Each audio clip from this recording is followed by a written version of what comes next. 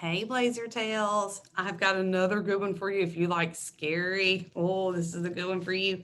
This is called Scritch Scratch. I know it's kind of hard to see a little bit with this shiny cover on here, but it says something terrible followed her home. This is by Lindsay Currie. Oh, this is a good one. This is our first chapter Friday. I'm going to read the very first chapter to you. Let me share my screen so you can look at the cover while you are listening to me. Let me get rid of some of this stuff. There we go. Let me make it big. There we go. There is Scritch Scratch by Lindsay Currie. And I know this is hard to see right here, but this is on the very beginning. It has a map of all the places. Let me move my lamp so I can see a little better. All the places that they go on her dad's bus tour. Chapter 1. If someone had told me yesterday that I'd be spending my Saturday morning in the aisle of a stuffy bookstore searching for ghost stories, I would have told them they were nuts. But here I am staring down an entire row of books with titles like Windy City Mysteries, Chi Town Haunts, and Second City Ghost. I guess I should have expected this. Having a dad who is interested in creepy Chicago history is one thing, but having a dad who is obsessed with it is another thing altogether. 2 years ago, he wrote a mystery novel called Spirits of Chicago. He went on a book tour and even did an interview on the local news station. I was cool with it at first, but when he announced to the family that he was quitting his job teaching history to start a tour bus company, things went sideways. See, it wasn't just any tour bus company, it was a ghost tour bus company. Seriously? Ghost tours? So it's not a big shocker that we're standing in front of this bookstore instead of going home. Dad is drawn to this kind of stuff, the dark, the sinister, the ghostly. I prefer beakers and test tubes to gravestones and mausoleums. Science is predictable, comforting. It's something you can see, hear, touch, and smell, unlike Dad's quote, ghost. The boulder isn't even placed over Kennison's actual burial site, Dad muttered to no one in particular. This is how he gets when he's researching. It's more like a trance than anything. So usually I just leave him alone. Only today it's hard. This place could put a Mountain Dew addict to sleep. A giggle breaks the silence. I swivel my head looking for my best friend, Casley. That was her giggle. I'm sure of it.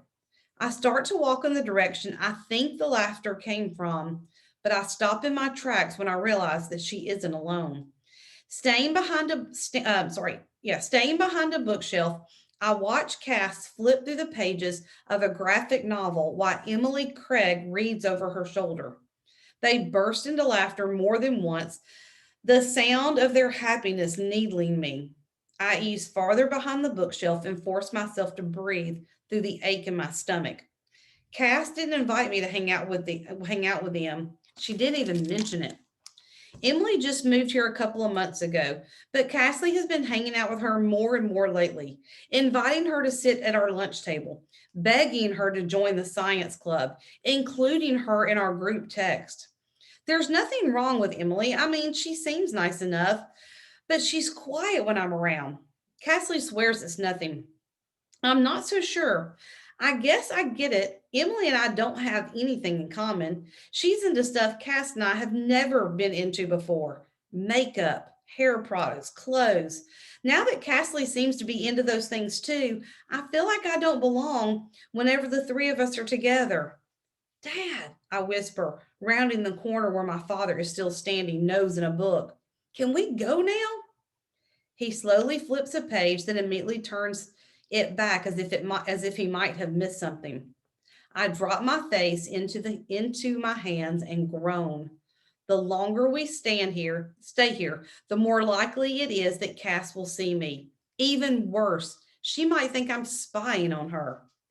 Dad, I hiss louder, ignoring the pointed stare of a man shuffling past. I have to work on my science fair project. Can you just buy the book so we can go home? Dad looks up, blinking at me as if he's just remembered that I'm here. He probably has. Oh, sure thing, Claire. Let me check out really quick and then I'll get you home. I scan the aisles nervously, suddenly aware that Cassidy's laughter is quieted down. Maybe they left. Peeking around the bookshelf at the register, I groan at my bad luck. Not only is Cassidy still here, she's buying something. Dad heaves his enormous messenger bag off the floor and taps on the cover of the book he's holding. The picture on the front is of several men in suits smoking cigars and leaning against a brick wall. The word massacre is printed across the lower half of the photo in a shocking red that looks like it's dripping down the page. I wince. Is that supposed to be blood? It's about a mob hit in the 1920s where 7 men died. So I would assume so, Dad said with a dry chuckle. I've never considered making the site of the St. Valentine's Day Massacre part of the tour, but this book might have changed my mind. There's been quite a lot of paranormal activity documented there. Plus, the site is so close, practically right next to your school. Next to my school? My skin bristles uncomfortably. I've learned a lot over the last 2 years about our neighborhood, Lincoln Park, and unfortunately, it's all bad. Unlike most parents, Dad doesn't focus on normal Chicago history when he tells stories. Forget protests and pioneers and famous residents. Instead, it's always some nightmarish tragedy that left behind an angry, restless spirit or several. Whatever. Dad's stories used to scare me, but that was back before I was into science and know how fake all this stuff is. Ready to hit the road? He nudges me toward the cashier with a conspiratorial grin, as if I'm just as excited about his new book as he is. Little does he know that I'd rather eat the book than read it. I mumble, slowly picking up the bag off the floor to waste time. If Dad rushes to the checkout line right now, he'll run straight into Cass. He'll show her the book. He might even start talking about his ghost tours. And even though Cassie is used to it, Emily isn't. No matter how nice Cassie thinks she is, she'll start rumors. New people always do. Slinging my bag over my shoulder, I snatch the book from Dad's hand. You can get this cheaper online. Dad looks like he's been slapped. You know I don't like shopping online, Claire. That is driving bookstores like this out of business. Darn. If this store goes out of business, it will be one less place for Dad to embarrass us.